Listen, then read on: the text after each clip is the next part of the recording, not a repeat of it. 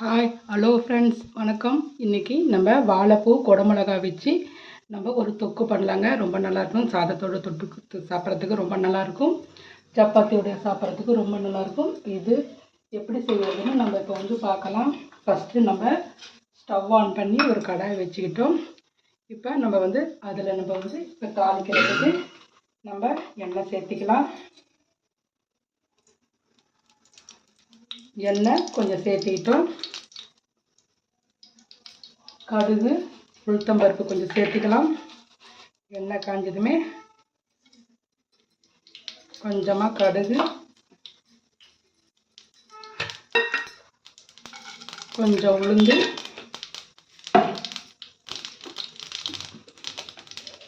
கொஞ்சமாக சீரகம், கொஞ்சமாக சீரகம், ஒரு பிஞ்சு சீரகம் போட்டால் போதும்.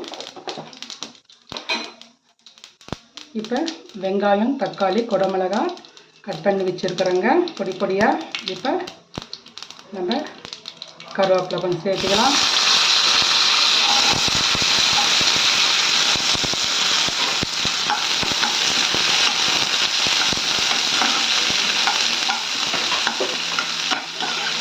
வெங்காயம் போட்டு நல்லா கொஞ்சம் வதக்கிக்கலாங்க. தக்காளி சேர்த்துக்கலாங்க. ஒரே ஒரு தக்காளி தான் பொடி பொடியாக கட் பண்ணி தக்காளியை சேர்த்துக்கிட்டோம்.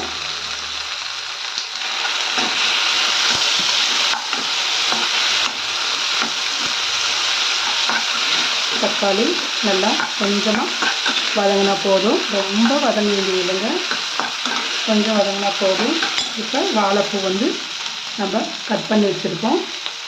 இது வாழைப்பூ நம்ம நேற்றே க்ளீன் பண்ணி வச்சதுனால கொஞ்சம் கருப்பாயிடுச்சு. அதனால் ஒன்றும் இல்லைங்க, சத்துக்கள் எல்லாமே இருக்கும்.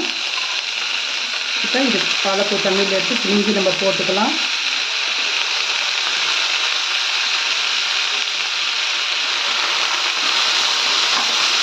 நல்லா வாழைப்பூ கொஞ்சம் 2 நிமிஷம் வதக்கி விட்டுக்கலாம்.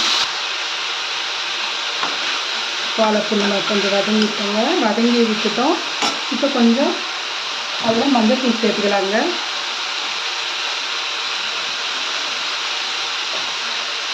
அதில் கொஞ்சம் காரத்துக்கு பதிலாக மிளகாத்தூள், மல்லித்தூள் சேர்த்துக்கலாம். 1/2 ஸ்பூன் மல்லித்தூள்,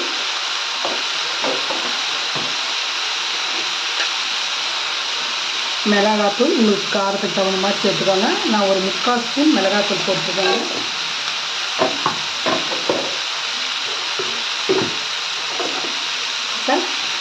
கொஞ்சமாக கரம் மசாலாவும் கொஞ்சம் போட்டுக்கலாம். நல்லா இது கலந்து விட்டுக்கலாங்க.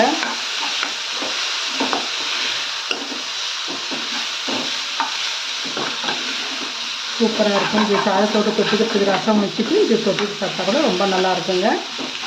வாழைப்பூ ரொம்ப நல்லதுங்க, உடம்புக்கு நல்லது. பெண்கள் இது வாரத்தில் 2 நாள் செஞ்சு சாப்பிட்டா உடம்பு ரொம்ப நல்லாயிருக்கும். கர்ப்பப்பை பிரச்சனை எதுவும் வராதுங்க, ரொம்ப நல்லாயிருக்கும். இப்போ இதில் நான் ஒரு குடமிளகா பொடி பொடியாக கட் பண்ணி வச்சுருக்கேன், அதையும் சேர்த்துக்கிறேன்.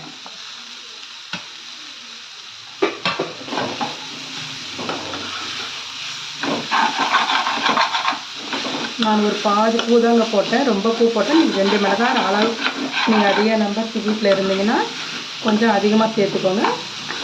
நாங்கள் 2 பேருனால ஒரு மிளகாய் ஒரு பாதி பூ தாங்க போட்டேன். நல்லா இது கலந்துக்கலாம். இதுக்கு தேவையான உப்பு போட்டுக்கலாம். உப்பு கொஞ்சமாக உப்பு போட்டுக்கோம். கொஞ்சமாக நம்ம இதில் தண்ணி தெளிச்சிக்கலாங்க.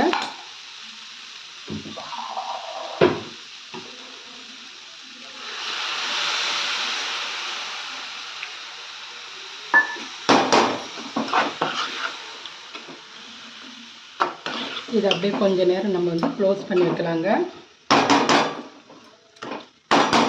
ரொம்ப தண்ணி ஊற்ற வேண்டியது இல்லைங்க, கொஞ்ச நேரம் நம்ம தண்ணி தெளித்து மூடி வைக்கலாம். வாழைப்பூ பொரியல் ரெடி ஆகிடுச்சான்னு பார்க்கலாங்க.